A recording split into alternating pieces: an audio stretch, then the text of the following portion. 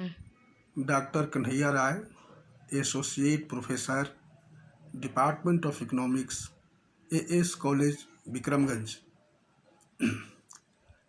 आज देश कोविड-19 के चलते लॉकडाउन की स्थिति से गुजर रहा है। लॉकडाउन की स्थिति में शिक्षण संस्थाओं को बंद रखा गया है और ऐसे में हम सभी को अपने घरों में रहकर अध्ययन अध्यापन का कार्य करना है।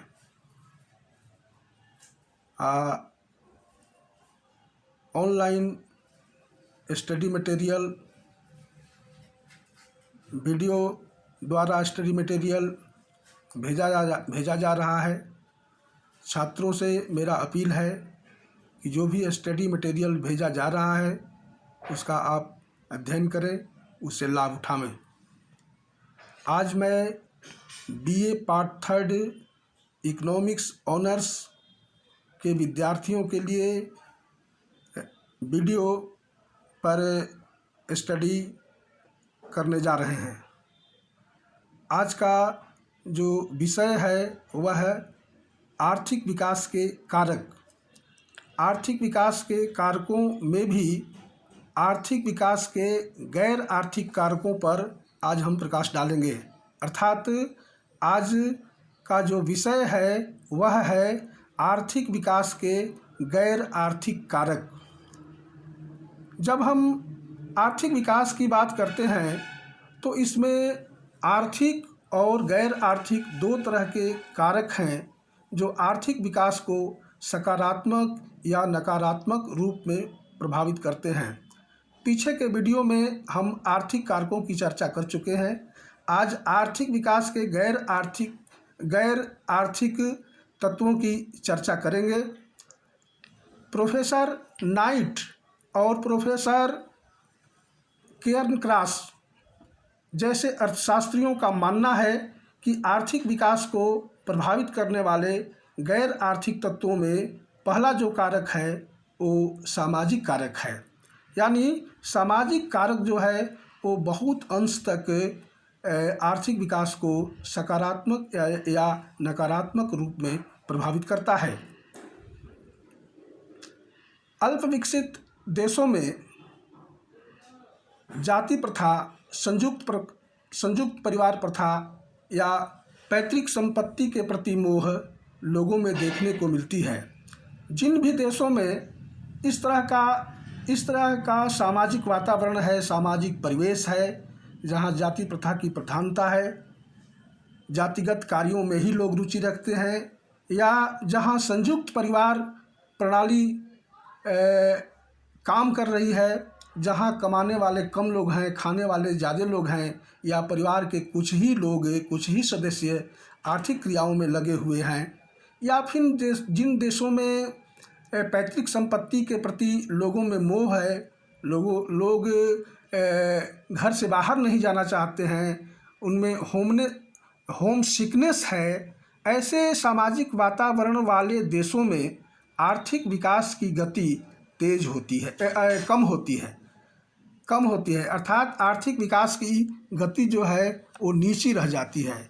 इसलिए आवश्यकता इस बात की है कि जाति प्रथा के बंधनों से दूर रहा जाए। संयुक्त परिवार के प्रति और पैतृक संपत्ति के प्रति मोह कम हो, लोग घरों से बाहर निकलें, आर्थिक क्रियाओं में भाग लें, विभिन्न प्रकार के आर्थिक क्रियाओं में भाग लें, तो निश्चित रूप से आर्थिक विकास की गति तेज होगी। इसके अलावे जिन देशों में श्रमिकों का शारीरिक, मानसिक और आर्थिक शोषण नहीं होता है या कम होता है, वहाँ के श्रमिक जो हैं वो मन लगाकर कार्य करते हैं, अर्थात उनकी कार्य क्षमता अधिक होती है, उनकी उत्पादकता अधिक होती है, राष्ट्रीय आय बढ़ता है, उत्पादन बढ़ता है और इस तरह से आर्थिक विकास की गति तेज होती है। लेकिन जिन देशों में श्रमिकों का शारीरिक, मानसिक अथवा आर्थिक शोषण होता है, वहाँ के श्रमिक जो हैं वो मन लगाकर कार्य नहीं करते हैं और ऐसी स्थिति में उनकी कार्य क्षमता और उत्पादकता कम होती है और आर्थिक विकास की गति धीमी होती है। इसके अतिरिक्त जिन देशों में लोगों में भौतिक समृद्धि के प्रति जिज्ञासा है, अर्थात जिनमें लाभ के अवसरों को भुनाने की क्षमता है या लाभ के अवसरों को भुनाना चाहते हैं, इस प्रकार के देशों की आर्थिक विकास दर जो है वो ऊंची होती है। और जहां लोगों में भौतिक समृद्धि के प्रति कोई लालसा नहीं है, कोई जागृति नहीं है, वैसे देशों में आर्थिक विकास की दर निश्चित रूप से कम होती है। आर्थिक विकास का दूसरा जो महत्वपूर्ण कारक है वो है राजनैतिक कारक। राजनैतिक कारक भी बहुत अंश तक आर्थिक व्यवस्था को प्रभावित करते हैं। राजनीतिक कारकों में मुख्य रूप से देश में राजनीतिक स्थिरता का होना अति आवश्यक है। राजनीतिक स्थिरता देश की आर्थिक विकास की गति को तेज करने में सहायक होती है। देश में यदि शांति, सुरक्षा और सौहार्द का वातावरण है तो घरेलू निवेशक जो हैं वो पूंजी का विनियोग करने में संकोच नहीं करते हैं, अर्थात रिस्क कवर करने की क्षमता उनमें बढ़ जाती है। इस प्रकार अगर देश में शांति, सुरक्षा, सौहार्द का वातावरण है तो घरेलू जो निवेशक हैं वो पूंजी का विनियोग करते हैं। पूंजी विनियोग करने से विभिन्न प्रकार के रोजगार के अवसरों में वृद्धि होती है, राष्ट्रीय उत्पादन बढ़ता है, राष्ट्रीय आय बढ़ती है और इस तरह से आर्थिक विकास की गति जो है वो तेज हो जाती है।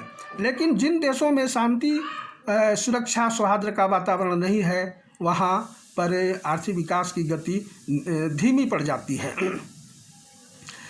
जिन देशों में राजनीतिक स्थिरता है उन देशों में विदेशी पूंजी का प्रवाह भी तेजी से होता है। विदेशी निवेशक भी पूंजी का विनियोग करने में ऐसे देशों में हिचकिचाते नहीं हैं, क्योंकि राजनीतिक अशांति नहीं होने पर, देश में शांति का वातावरण होने पर निवेशकों में जोखिम उठाने की क्षमता बढ़ जाती है और वे आसानी से बड़ी सहजता से जोखिम उठाने से हिचकिचाते नहीं हैं। तो विदेशी निवेशक जब आते हैं तो ऐसी स्थिति में भी देश में पूंजी का प्रवाह बढ़ जाता है, रोजगार के नए नए अवसर खुल जाते हैं, राष्ट्रीय उत्पादन, राष्ट्रीय आय बढ़ जाता है, देश समृद्धि की ओर बढ़ता है और आर्थिक विकास की गति जो है वो तेज हो जाती है, आर्थिक विकास की दर ऊंची हो जाती है।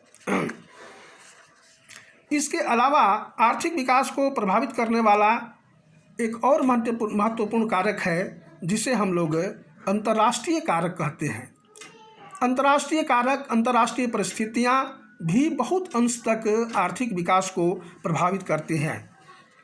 वैश्विक स्तर पर शांति, सुरक्षा एवं सौहार्द का वातावरण होना बहुत ज़रूरी है। यदि वैश्विक स्तर पर शांति, सुरक्षा और सौहार्द का वातावरण जो है तो विदेशी निवेशक खास करके जो अमीर देश हैं, जो विकसित देश हैं, वहाँ के जो निवेशक हैं वे अल्प विकसित देशों में, विकासशील देशों में या पिछड़े हुए देशों में उनके द्वारा पूंजी का प्रवाह किया जाता है और उनके द्वारा पूंजी का निवेश ऐसे देशों में किया जाता है। ये जो विकसित देश हैं, यहाँ के निवेशक अनुदान के रूप में, ऋण के रूप में या प्रत्यक्ष निवेश के रूप में या तकनीकी सहायता देकर ट्रांसफ़र ऑफ टेक्नोलॉजी के माध्यम से आर्थिक सहायता पहुंचाने का कार्य करते हैं।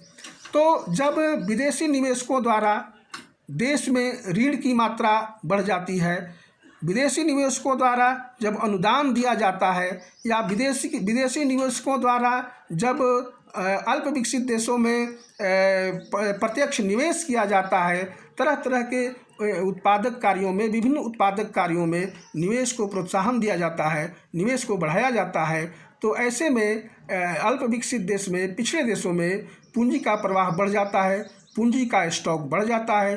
पूंजी के स्टॉक बढ़ने से और निवेश के बढ़ने से नए नए रोजगार के अवसर खुल जाते हैं, नई नई उत्पादन इकाइयाँ काम करने लगती हैं। ऐसे में रोजगार के अवसर बढ़ जाते हैं, लोगों की आय बढ़ जाती है और लोगों की आय बढ़ने से फिर या उत्पादन बढ़ने से फिर कुल मिलाकर राष्ट्रीय उत्पादन बढ़ जाता है, राष्ट्रीय आय बढ़ जाती है और इस प्रकार आर्थिक विकास की दर जो है वो ऊंची हो जाती है।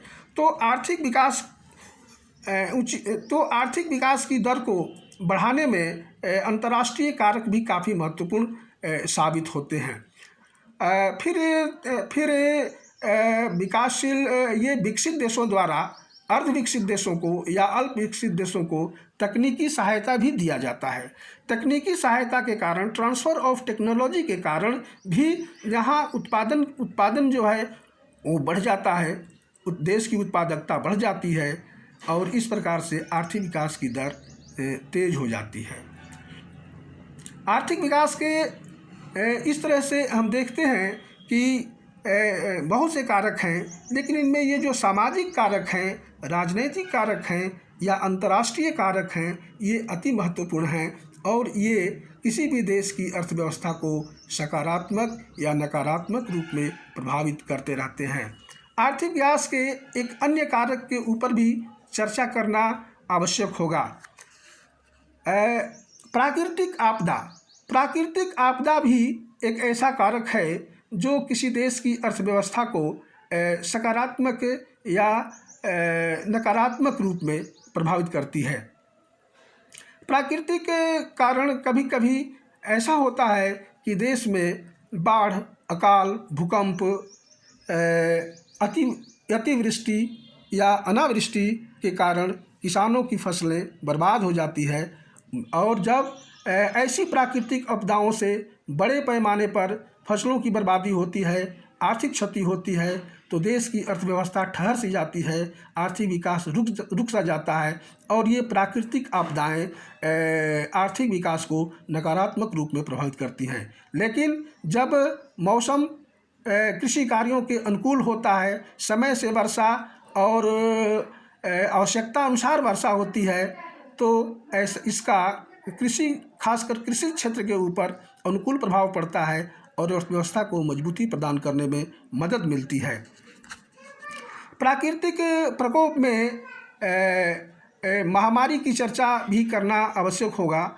आज हम देखते हैं कि पूरा दुनिया जो है कोविड-19 महामारी के दौर से गुजर रहा है, के संकट से गुजर रहा है और भारत सहित पूरी दुनिया में लॉकडाउन की स्थिति कायम है। ऐसे में सारे उत्पादन कार्य ठप पड़ गए हैं, सारी आर्थिक क्रियाएं शिथिल पड़ गई हैं, स्थिर हो गई हैं, ठहर सी गई हैं और प्राकृतिक इस आपदा के कारण या इस तरह के महामारी के कारण जो आर्थिक क्रियाएं बंद हो गई हैं, ठहर सी गई हैं, रुक से गई हैं, उसका भी आर्थिक विकास के ऊपर काफ़ी असर देखने को मिल रहा है।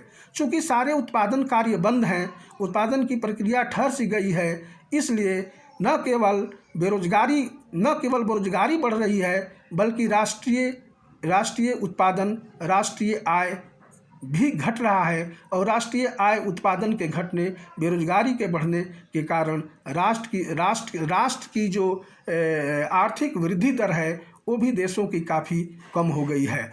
अब जैसे ही देश इस महामारी से उभरता है, उसे अपनी आर्थिक विकास की गति को तेज करने के लिए बड़े पैमाने पर आर्थिक कार्यों को अंजाम देना होगा। तो आज मैंने BA पार्ट 3 इकोनॉमिक्स ऑनर्स के विद्यार्थियों के लिए वीडियो के माध्यम से पाठ्य सामग्री, अध्ययन सामग्री पहुंचाने का प्रयास किया है।